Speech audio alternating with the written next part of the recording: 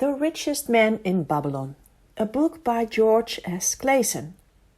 Babylon was located in the Middle East, just north of the Persian Gulf and 1,000 kilometers from the Suez Canal, on the Euphrates River in an arid, flat valley.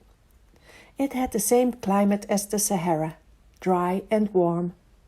Inhabitants of Babylon were educated and civilized some 8,000 years ago. They were the first engineers, astronomers, financiers, and had a written language. The Babylonian irrigation system turned the arid valley into an agricultural paradise. At that time, people didn't use paper, but wet clay tablets, which they engraved and baked afterwards. Babylon had an enormous city wall, about 40 meters high.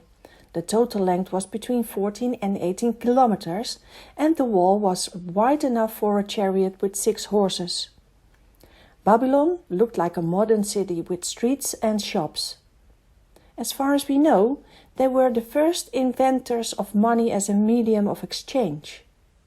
All extremes between splendor and poverty were visible between the city walls. A man, Bensir, was discouraged. He built chariots and dreamt of wealth, but he also realized that he would never be wealthy. All the money he earned was quickly spent as well. His money pouch was always empty. His friend Kobe had an idea.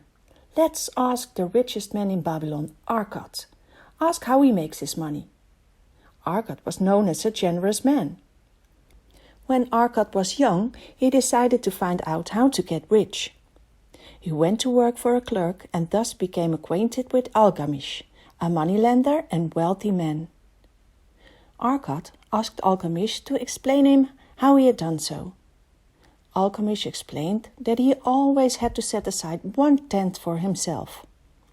Keep it to yourself, don't spend it on food, clothes or jewelry. Pay yourself first. Think about how much money you will have in 10 years. Wealth grows like a tree. It starts with a seed. The sooner you plant a seed, the sooner the tree will grow. The more faithfully you care for it and water the tree with consistent cash flows, the sooner you will enjoy the shade. Arkad decided to give his safe share to a mason who was going to buy gems in Tyrus to sell them dearly. The gems turned out to be glass and Arkad had lost all his money. Alchemist said, "You don't go to the bakery with a question about the stars, do you? Take advice from someone who understands and has made wealth." Arkad later entrusted his money to a gunsmith who bought bronze to make shields and paid Arkad interest on a quarterly basis. Arkad soon spent the interest on parties and beautiful clothes. From Alchemist he learned that he should make the money he earned work for him. In short, learn to live on less than you earn. Only take advice from experts, people who handle money on a daily basis, and make your gold work for you. Make sure that profit always yields new profits. Alchemist suggested that Arkad should start managing his assets. He became his business partner and was allowed to participate in the estate. After Alchemist's death, Arkad received part of his wealth. Wealth flourishes where people put energy into it. Commissioned by the king, Arkad taught the inhabitants of Babylon his 7 remedies. 1. Start filling your wallet by giving yourself 10%. Arkad told them that the money came to him more quickly when he started putting away 1/10 of his income. Gold and money doesn't come to people with an empty pouch. It comes to people who don't spend their entire income. Control your expenses. Necessary expenses always increase to the amount of your income, unless something changes. Are the expenses really necessary or is it a desirable expense? Set as a motto, I spend every coin to my full satisfaction. 3. Let your money grow. The investment in bronze to make shields was a right investment. Arkad invested again and again in bronze plus the interest received, as a result of which his share in these loans increased. 4. Protect your fortune from loss. Gold must be guarded, otherwise it will disappear.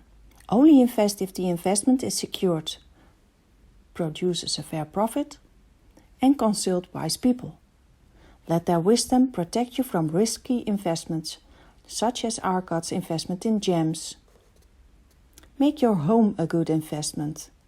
Renting a house doesn't increase your capital, it only decreases. If you borrow some money to build a house, you also have to pay back an amount monthly, just like you would to a slumlord. But a few years later, that's done, and your house is yours. 6. Make sure you have an income in the future. Make sure money keeps pouring in. Even if you're older, you can invest in houses. You can realize financial goals from the sales or rental income. You can also lend some money, and the growth of your money accelerates with the interest. 7. Get better at making money. When Arcot worked at the clerk, he noticed that people who worked harder were paid more, and so he worked the hardest of all.